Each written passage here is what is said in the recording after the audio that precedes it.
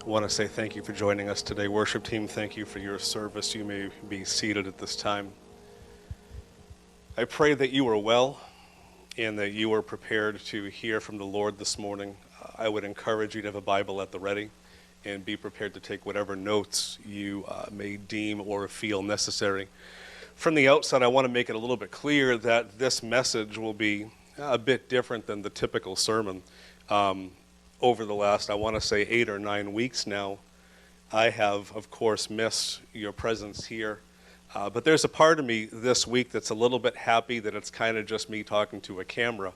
And I think as this sermon kind of naturally unfolds, maybe you'll understand why I say that. I don't want to preach or teach today. I really want to just share from my heart. I'm going to kind of forget that there are even a few people here making the live stream happen, and I just want to almost talk to myself, and may you experience the benefit a little bit indirectly. I want to share some stories from my life, some experiences from both before and after my conversion to Christ when I was about 20. And at the end, I want to kind of tie everything together, really for your benefit and application. I want to tell 3 stories this morning. The first one is this. It was May of 1992. That my grandmother, Lord bless her soul, Lord rest her soul, suffered really a debilitating stroke. It was May 6th, 1992. Specifically, it was my mom's birthday. Her birthday is May 6th. I was 13 at the time, almost 14, and though it was decades ago, I can remember a lot of it like it happened yesterday. I can still see my mother in the kitchen. She was preparing food for my cousin and for my niece. Many of you know Katie and Megan. They're both in their 20s now, almost 30. But at this time, they were both essentially just newborns, less than 1 year old. And my mom was watching them. And I can recall that they were on the kitchen table in kind of little baby seats. I couldn't think of the exact word, but little carriers, if you will. And they were sat side by side. My mom was preparing some food to feed them. And I can recall in an adjacent room that was still kind of connected. If you've ever been to my mom's house, you'll know kind of what I'm referring to. If not, that's okay. My grandmother was sitting in a lower room, but it was still connected. And she was doing what she always loved to do, which was really her crossword puzzle. She called them her circles. She would do word searches, and she'd have to circle the words, so we kind of called them circles, and she did as well. And she would do this kind of for hours on end. She was always at our home. She was just a beloved figure, and of course, always welcome. And I can remember being 13 or so at the time, that she stood up and maybe just took a few steps, and the next thing you know, she's kind of on her side. And it was a very bizarre moment because her speech had changed. She began to slur her words. She really wasn't making a whole lot of sense. And she was doing something that I had never really seen or heard her do. She began to swear and cuss like crazy. And it was kind of bizarre because my grandmother, she was a very sophisticated, classy woman, never said ill about anybody, at least in the time that I spent with her previous to this. And now all of a sudden she's swearing like a truck driver. You know, no offense to those of you who drive trucks. It was very troubling. And again, I think when you're young, 13, 14, really at any age, but especially when you're young and you witness something like this, you don't really know how to process it. I had no idea what had taken place, but long story very short, it turns out that she did have a stroke. It was a massive stroke, and compared to modern times with modern medicine, the 90s were almost a bit of a dark ages. I mean, these days they can give you medication following a stroke that can really help you to recover. That really wasn't the case that I can recall in 1992. The left-hand side of her body was immediately paralyzed, and really it would remain so until she passed 7 years or so later in 1999. I want to just share a few very quick points on this season of my life and this event. Number one is it was an unforeseen happening. There really were no warning signs that I can recall ever being discussed. Looking back, there were no red flags that were signaling what was about to transpire in her life and really in ours. And it's amazing how one moment in time, and it happened in seconds, one moment in time can change everything. And one moment, you know, life is going about its merry way, and then the next moment, literally seconds later, everything has been changed. Number two, this was also an event in a season that followed that I'm going to say they were undesired. What I mean by that is that no one woke up on the morning of May 6, 1992, hoping for a massive stroke to cripple my grandmother. No one woke up that morning longing for the saddening physical fallout that she would experience. Or I will also say the familial fallout and the changes that the family would have to undergo, not just for a weekend or for a month, but for a 7-year block of time. Nobody could have wanted this, in a sense. Nobody saw it coming, and nobody would have desired it if they knew that it was coming. But as unforeseen and as undesired as all of this was, it was impacting.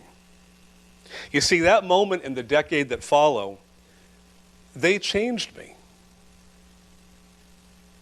They indelibly marked me forever. And in many ways, the happenings of me being 13 or 14 and witnessing and seeing it and what took place after, they worked to make me who and what I am now at 41, 42 years old. And I want to give you a few examples.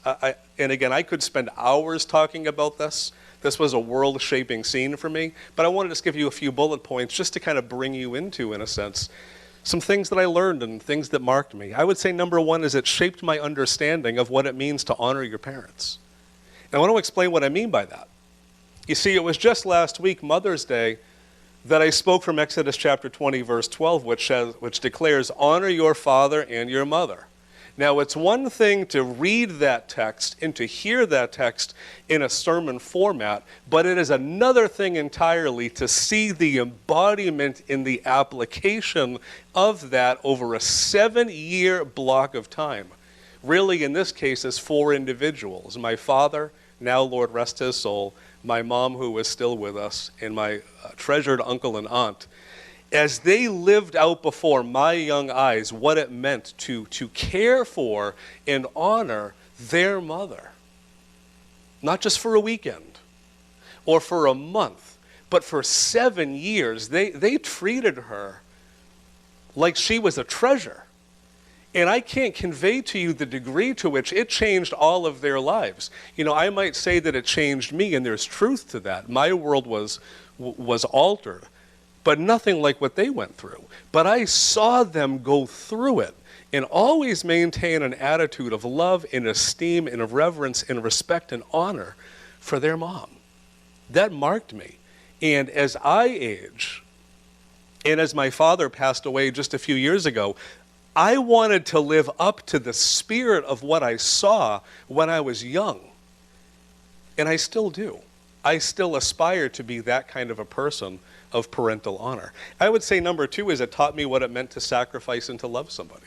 And again, this was an indirect lesson as I saw it really applied. And I could talk about all 4 of the individuals I just mentioned, but I want to kind of single in on my mom.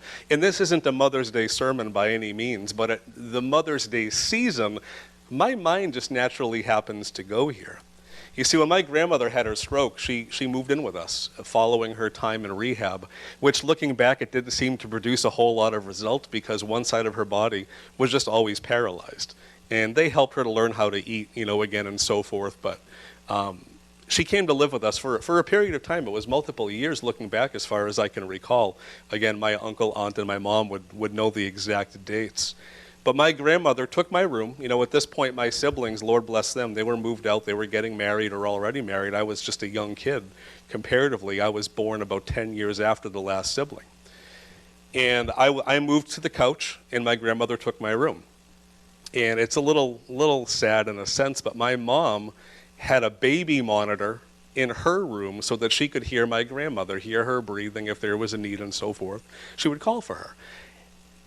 I can't tell you how many nights, and not just nights, but night upon night, that I would hear my grandmother crying out Betty, my mom's name for those who may not know.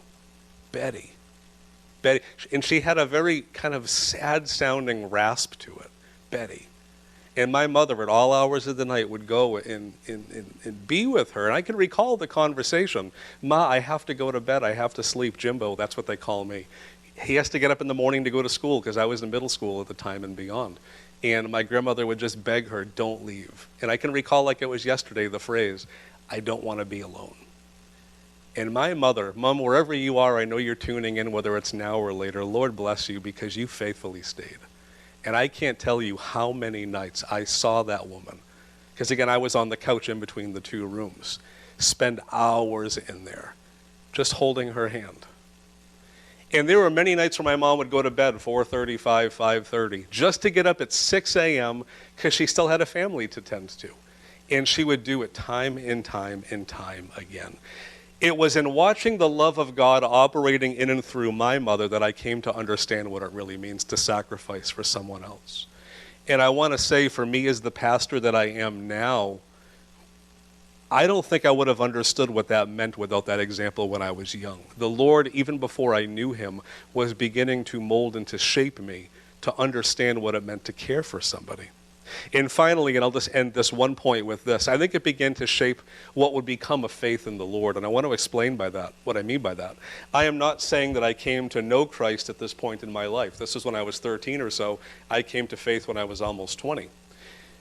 But the tracks that ultimately led me to faith, they began to be laid in this season as I saw the example of my mom and my uncle and my aunt and other people who were believers. Even though I really wasn't raised in a Christian home per se, there were still these examples that, looking back, even before I knew it, God was using to show me and to draw me to himself. You see, it turns out that the season of pain and brokenness and difficulty was used by God to achieve a purpose that transcended anything that I could have understood at 13, 14 years old. And yes, though this season was unforeseen and undesired, God used it to indelibly mark and shape me. And looking back, I come to appreciate the gravity of the following statement, that we know that in all things, God works for the good of those who love him and who are called according to his purpose. I have in my notes, it turns out that you can't make a diamond without pressure, and you cannot refine gold without heat and some fire. And oftentimes it's the unforeseen and undesired moments in seasons of life that bring about the most transformation. Story number 2, stay with me. It was 2006, 2007, I'm not quite sure the exact year, that I received a phone call that would again change everything in a sense. Misty and I, my wife and I, were living in Worcester. We had just purchased a condominium. We were so excited in the season of life. We were both on staff at a great church. We were newly married just a couple of years in at that time. We were married in 2003, so we're 3 or so years in. And we were new homeowners, first-time homeowners. Life was going so well in a sense, and then it happened. It was very early in the morning, at least early for me. I'm not a morning person, maybe 5:30 or 6. And my sister Christine called me. And she was working as a nurse in the ER at Memorial. And she contacted me with the news that went a little something like this. And this is a paraphrase, but it gets the essence across. Jim, Daddy came to the ER last night in terrible pain. They've run some tests on him. And it looks like he has large tumors in his abdomen. It doesn't look good. I have to go, but I'll call you later. Click. I remember sitting up in my bed, feeling as though I'd been hit by a bus. And I was a Christian at the time. I was on staff as a minister at the time, but I have to admit, if I'm honest, that my first thought deep down really wasn't faith, it was fear. It's a terrible thing to hear the news that someone that you love, someone that you cherish and aspire to be like, may have cancer, or really any disease. And I really pray that you never have to face that moment. Very long story short, he did have cancer. And this was the beginning of about a 12-year struggle for him and for my family, really until his passing in August of 2018. Now again, this was a season that was unforeseen. There were no red flags that I was aware of as I was in my late 20s at the point. There was nothing that signaled an event was coming along that was going to again change everything. Life was going about its merry way, and the next thing you know, a phone call changes the complete trajectory of my world.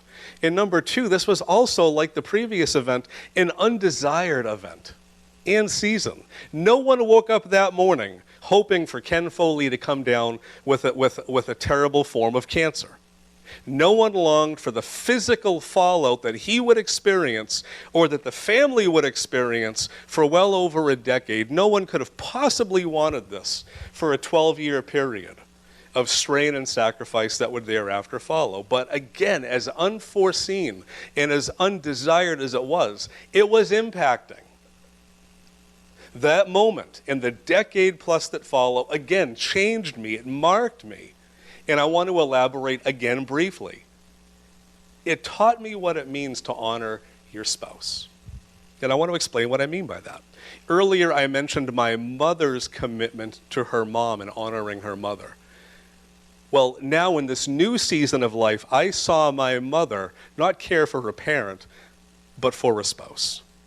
And that same level of diligence was again on full display for all to see. In seeing it again, not at 12, 13, or 14, but at 27, 28, 29, or beyond, changed me again. I saw her become again the living embodiment of Philippians chapter 2, which says the following: "Do nothing out of selfish ambition or vain conceit.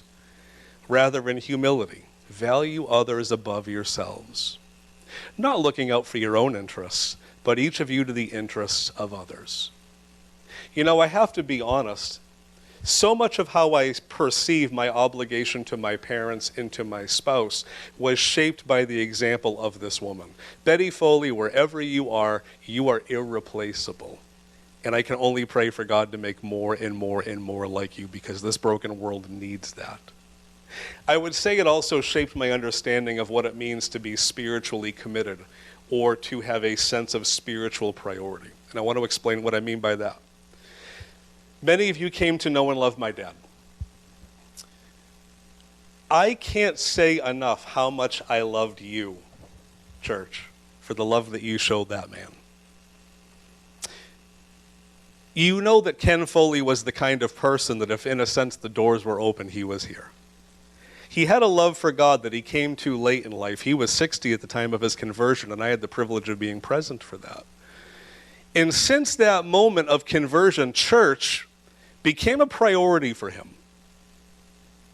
I can still see him on a Sunday morning walking up those stairs. I miss his face every Sunday. In the midst of chemotherapy and cancer treatments, I can see him walking up those stairs, so tired, so depleted, and so in pain, but still so committed to be here. Not because he had to be here, but because he wanted to. He wanted to worship. He wanted to hear the word. He wanted to see you. He called many of you some of the best friends that he ever had. Now, if anyone ever had a legitimate excuse to miss church time and time and time again, it was that guy. But every Sunday, he had a habit of just being here, because he understood the principle of Hebrews 10. Let us consider how we may spur one another on toward love and good deeds, not giving up meeting together, as some are in the habit of doing. You know, there were many Sundays I'd get a text, "Pastor, I can't come today, I have a headache." And I'm not diminishing that at all. And I'm not legalistic where you have to be here all the time either. I'm just talking about a genuine or a general tenor of life where there's a directionality to your priority. I'd get that phone call, and then I'd look over and I'd see my father, who had to stand because he couldn't sit because he was in so much pain. But there he was. You know, my mother told me after he passed in August of 2018 or so, "You know, Jim, he put on a brave face. But I can't tell you how many nights that man sat on the edge of his bed just weeping because he couldn't endure the pain." Wherever he is in heaven, I pray for the Lord to give that guy a big hug. But there was something about him that I saw in him, a sense of priority, that even as a minister, and I, in a sense, kind of quote-unquote have to be here week in and week out, I want to be like that. His example, his legacy is still shaping me. You see, it turns out, again, and if this sounds familiar, repetition's a really good teacher. It turns out that seasons of pain and brokenness and difficulty can be used by God to achieve a purpose far greater than we in the moment can perceive. And even moments that are unforeseen and undesired can render us as clay in the hands of the master potter, who can work on us and make us something beautiful in his eyes. You see, I believe the promise or the statement, we know that in all things God works for the good of those who love him and who are called according to his purpose. Once again, you cannot make a diamond without pressure, and you cannot refine gold without a flame. Final story, stay with me. It was in mid-November of 2019, just 7 or 8 months ago, that I got another phone call. And this time it was not my sister Christine, but a social worker from DCF. And in fact, it wasn't just one social worker, but it was two. And I had the feeling that I wasn't going to like the phone call when I was introduced to multiple voices. And simple in summary, before I elaborate, the call served as notice that the foster child that was placed with us for almost 18 months was to be removed. Now, for those of you who may not know, my wife and I were unable to have kids. And after infertility treatments, which consisted of, I believe, 6 IUIs and 3 cycles of IVF, we decided to pursue adoption through the foster care system. It seemed affordable. It seemed like a place where we could love those who were in need, whether we got to keep them in a sense or not. And we believed that God was in it. We still do. On the day that we were licensed to become foster parents, pre-adoptive parents is our official term, the same day we got the notification, congratulations, you're approved, we were asked if we would take a 3-day-old baby. You know, many people who have kids, they have 9 or so months to prepare for what's to come. We had about 12 hours. And that's just what we signed on for. It's part of the adventure. We don't begrudge that at all. It's an adventure always when the phone rings, in a sense. The following day, she was dropped off to us. The stork, in the form of a wonderful social worker, dropped her off. And for 18 months, essentially, we cared for her like she was our own. And we lived with the hope that maybe she would stay our own. That's always the trick with DCF, in a sense, until the call came in mid-November. It was a Friday. I was sitting at my computer trying to write a sermon for your benefit, and it just wasn't flowing anyway when the phone call came. And it was a notification that she would be moved essentially immediately. There was going to be no long period of transition. In fact, she was removed the day before we went to Disney World. When I hung up the phone, and I maintained a brave face because I'm a man and I don't want to appear to be overly emotional on the phone with 2 ladies, I felt like I wanted to die. You know, I'm talking to people, you have some miles under your feet. You've been through some stuff. And maybe you can relate to the sentiment that sometimes some things come along that are such a blow to the system, you want to die. And I'm going to put forth what I have in my notes. I feel like a part of me, in a sense, did die in that moment, as wheels were set in motion that we were frankly powerless to stop. This was an unforeseen season. Now, you might say, Pastor, how could it have been unforeseen? You know, in a sense, the risk when you take a DCF kid, that at any point the phone call can come, and I'll cede that point. There's 2 thoughts to that. Number one is there's something about the human heart that lives in a place of hopeful denial where you never look for that phone call to come. You just live in kind of this dream world where it's never going to come, because it helps you, in a sense, get through the day and learn to love a child that needs to be loved. We need people in this society who are willing to take in kids that have nowhere to go and love them, in a sense, because if the church won't do that, well, the enemy has plenty of people who might. The other piece of the puzzle that made it problematic and a bit unforeseen is that we were told in a previous correspondence, and I still have the letter in a sense, that we'd get to keep her. And if it went to adoption, we were it. She would stay in the home that she had always known from day 4 through 18 or so months. And we just assumed, well, that's it. That's the trajectory. Until the phone call came and it changed everything. There was no forewarning, no, hey, we're having a meeting in 2 weeks to kind of make some decisions. We were told the decision was essentially already made, and then it was changed. Now, I have no issue with the DCF workers. I pray for you. I love you. I've come to respect and admire so many of you, especially the frontline workers that we deal with on a weekly or monthly basis. If you ever tune in and listen, I really hope that you know my admiration and care for you, because you have one of the most difficult and thankless jobs in history, but it's so invaluable and precious. This event And the season that followed was again unforeseen. No warning signs. But it was also undesired. You know, when you get attached to a child and you allow them into your home and into your heart, the last thing you ever want to do is say goodbye. And the last thing that you want to do is give them one last hug, trying to convey to them a lifetime of care.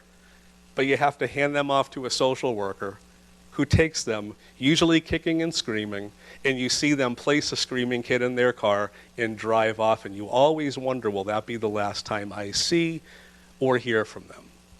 Nobody could want that. Now you might say, Pastor, why do you do it in the first place? Well, the Lord. It's a calling in a sense. And we'll talk about that in just a moment. As unforeseen and as undesired as that mid-November phone call was, in the season that's followed, I will tell you that it's changed me. In fact, it still is changing me. You see, I'm still in the middle of this season. Now you might say, Pastor, it's been 7 months since she's been removed. You know, you got to move on.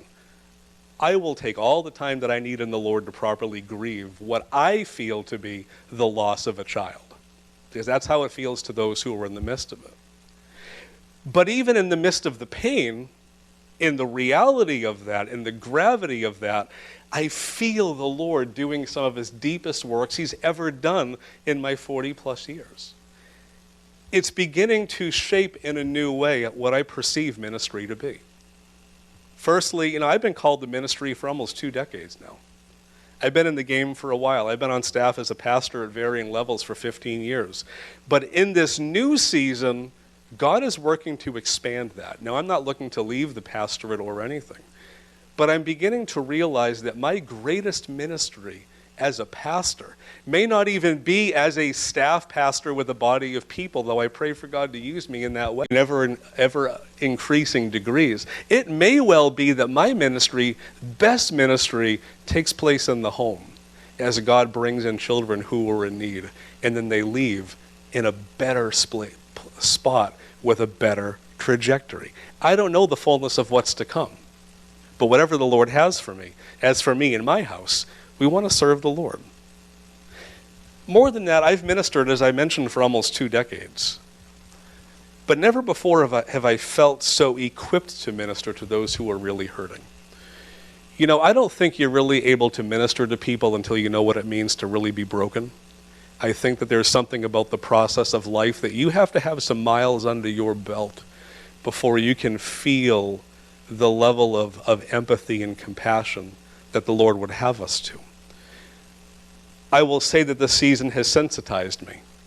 Now, you might mock me for saying this, but I might tear up more often than I used to. I might feel things more deeply than I used to. And there's nothing feminine about that. You look at Jesus, he had no problem weeping when the situation called for it. But there's something about this time where I can see the Lord shaping me. Another quick point, it shaped my understanding of faith. So often in the church world, and this is a bit of a challenge to us to think appropriately, we often treat faith like it's a commodity. That if we have enough faith, then God is obliged to do whatever we're believing for, in a sense. But what happens when you believe and believe and believe and believe sincerely, and God gives you the opposite of what you wanted and asked for? You see, it's in that place that you come to understand what it really means to rely on the Lord. It's one thing to say that God is good all the time, and it's another to say it when you feel like a part of you has died. Final point as far as this is concerned, then I'll tie it all together. It's taught me perseverance. This is a word that no one likes, because none of us likes the idea of having to persevere through difficult times. It's easy to serve God when life is easy, but what happens when it's not? I will tell you for me that there have been many times in the last 7 or 8 months when the last place that I wanted to be, and please don't take this wrong, I love you, I love church, I love worship, I love what I do. I would never undo it. But the last place I ever wanted to be was here. And the last thing that I wanted to do was talk about Scripture and the priority of faith. because it just felt so painful to even talk about these things as I was navigating it. But I had to in the Lord, and many times he would bring me to Romans 5 saying, we glory in our sufferings. Why? Because we know that suffering produces this thing called perseverance. Now, I've been a broken record on this theme for some time. Because perseverance produces character, and character produces this thing called hope, which according to Romans 5, it doesn't disappoint. You know, many of us want to be hopeful and hope-filled people, but we don't want the character that gives birth to that, and we don't want the perseverance which gives birth to that, and we definitely don't want to suffer. If you're going to be a Christian long-term, in the biblical sense of that word, much of it's going to come down to, in the moment that you don't want to do anything, what do you do? When it's the last thing that you feel to serve him, what do you do then? And I'm not there yet fully, but I can tell you I have been rendered clay in the hands of the master potter over the last period of time, number of years in some ways, really. And as difficult as this season has been, I am believing Romans 8:28. I know that God works all things together for the good of those who love him and who have been called according to his purpose. You know, if a diamond's only made out of pressure, then let the pressure come.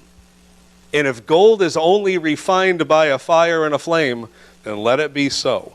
Because if the Lord wants that for us, who am I to reject? Who are we to reject or resist that? Final point. You may be asking yourself as I kind of bring this thing to a close, Pastor, why are you saying all this? What's the purpose in this message? Why are you being Debbie Downer, giving 3 very sad stories in a sense? Well, 2 things. Number 1 is there's value in testimony. And if anyone in the sound of my voice can learn something from me, can glean something from my experiences in the Lord that encourage or inspire or comfort or challenge you, then that's a victory. And we overcome by the blood of the Lamb, by the word of our testimony. There's something powerful when Christians share their story. You have a story to share. Hear me when I say that. You have a story to share. Who are you sharing it with? Don't take it with you. It will be of no benefit beyond the grave. Let it out now. But the reason I'm telling all these stories is to offer you some perspective. And I do close with this. What we are corporately and individually experiencing right now as a nation is something unforeseen. Regardless of what media outlets might tell you regarding the coronavirus, I'm a newsie. Nobody was heralding this thing back in December or January in a public manner. No one really foresaw the medical or the economic devastation that this thing would come to wreak. This thing, in a sense, has taken the world by complete surprise. Back in January 1, 2020, did any of you foresee 2020 looking like this? I don't think so. And more than being unforeseen, it was something undesired. No person in their right mind on January 1, 2020 prayed for a pandemic that would take the lives of hundreds of thousands, cripple a global economy, shutter businesses, wreak havoc on society and beyond. No one wanted to spend unending months of social distancing or isolation with churches closed and families only meeting through Zoom.